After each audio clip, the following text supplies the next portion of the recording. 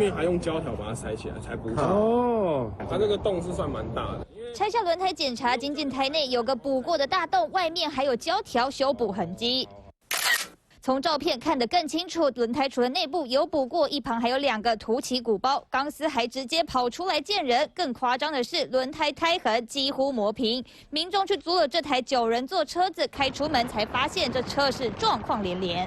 正常，我们里面内侧是平整的，对，不像影片中有出起物，它的那个胎体的结构已经产生变化了，可能爆胎的几率就很高了。其他轮胎行业者一看就知道问题不小，直呼超危险。原来桃园彭先生一行8人租9人座南下出游，发现车身异常晃动，向租车业者反映。对方找了合作维修厂处理，没想到维修师傅只是把前轮左右对调，就说修好了。隔天，这群人北上，发现车子还是怪怪的，找了其他修车厂，才发现轮胎胎纹磨损严重，多处修补还变形。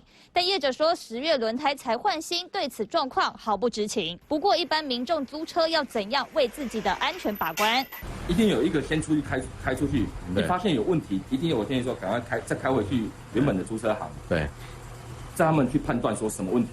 除了确认租赁契约，交车前也要多加留意车况。当事租车业者截稿前没有回复，但第一时间竟辩称这轮胎刚换新，只是2个月磨到胎纹不见，几率恐怕不高。这次租车经过，恐怕也让彭先生的第1次租车就留下阴影。